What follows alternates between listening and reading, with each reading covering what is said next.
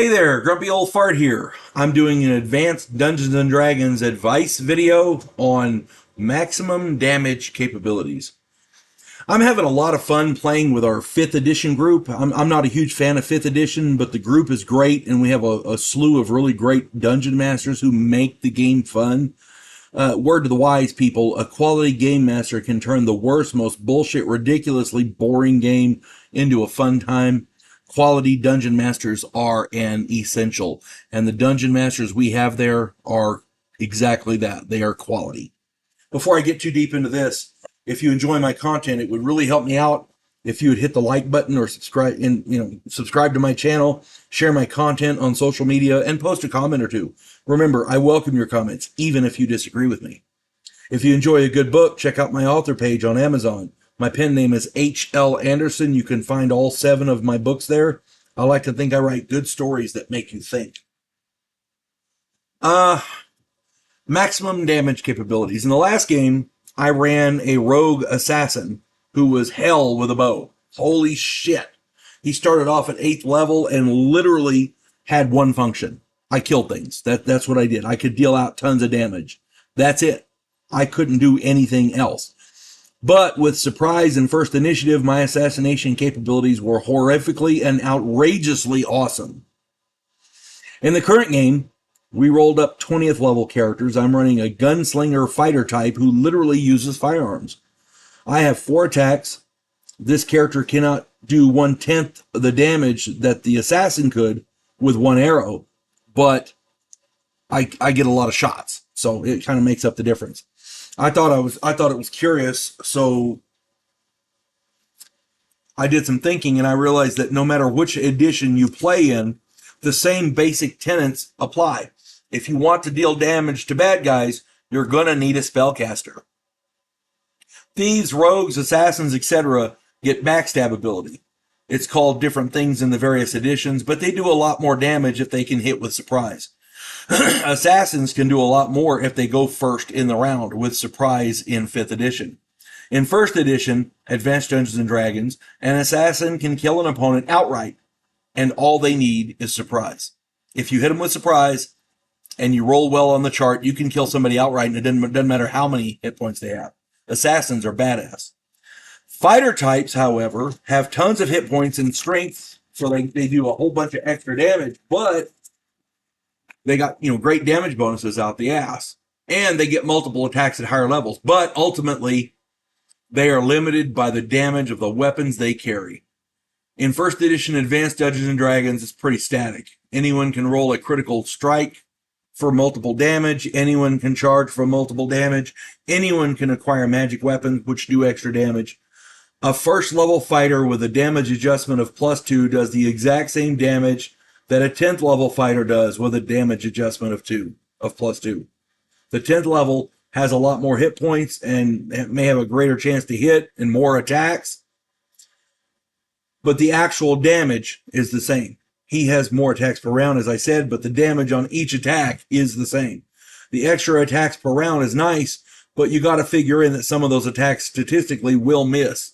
So it's kind of a crapshoot. What all of this boils down to is that as a player, you want to maximize the damage on every hit. For that, you got to go with a spellcaster. Arrows do 1d6 from a distance, and they're nice. A heavy battle axe does a d8. A two-handed sword does a d10 for man-sized and 3d6 for larger creatures. And all that is great. But compared to fireballs and lightning bolts, which start out at 5d6 minimum, and they improve as the character climbs levels, those weapons are pretty wimpy. Compared to the fireballs and lightning bolts, those weapons are pretty wimpy. Add in meteor swarms and cones of cold, and wizards start to look like gods. Even clerics and druids can seriously lay down the hurt. Read up on the reverse of heal, harm. Read up on call lightning, blade barrier, flame strike, and the reverse of raise dead, slay living. And that's just for starters. When you add in the wizard's informational and transportational spells along with their support spells like scrying and invisibility, and the value of wizards really comes into focus. Add in the clerics and druids' informational and healing spells, along with their ability to feed groups en masse, and their divine attuned spells like bless and curse, and their social abilities, which can get groups of creatures to treat them with respect and help them, and their value becomes clear. There are times when you're going into a strange village. They recognize the holy man, and they immediately, the group gets greeted and fed and whatever. Advanced Dungeons and Dragons, indeed all the different editions, are designed as team games.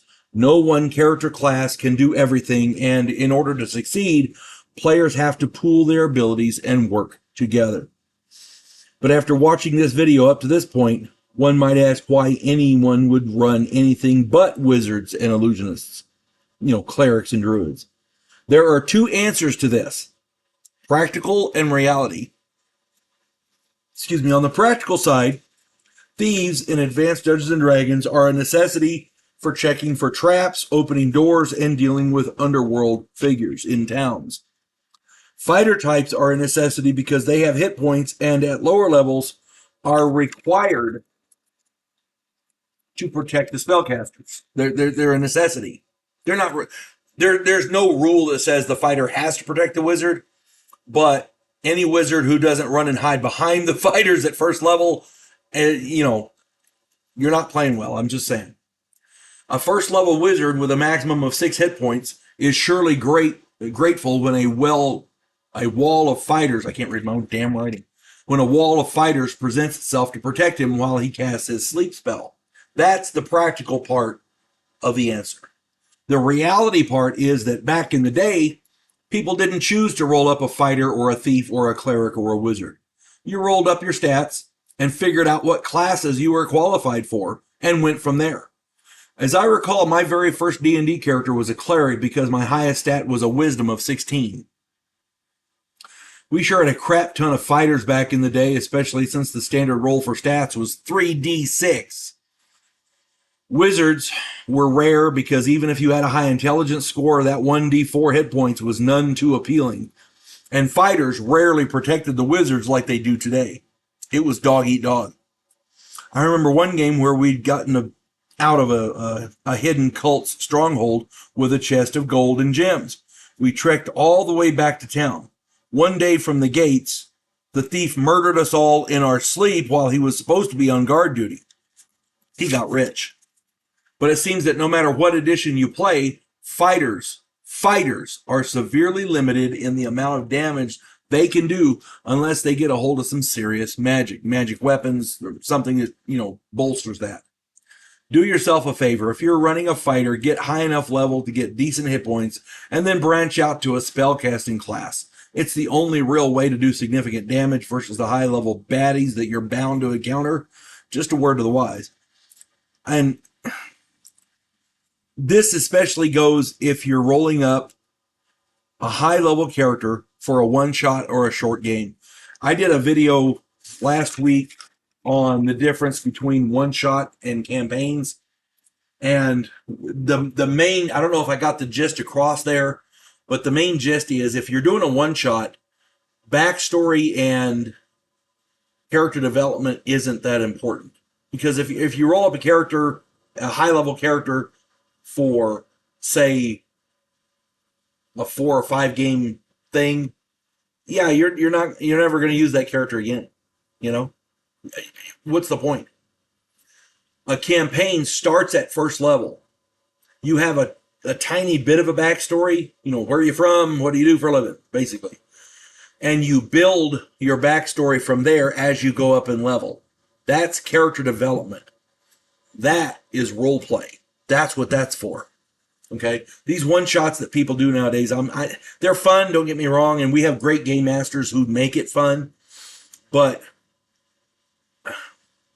I really can't wait for somebody to make up a first-level campaign so we can actually run a long time, have one DM and let him run the game. I'm happy with that. And even if the dungeon master is not me, I'm happy with it. Like I said, we have really great game masters, and hopefully we'll get into some of that soon. One-shots are fun, but they don't give you a chance to really do much It's, hack and slash. That's it.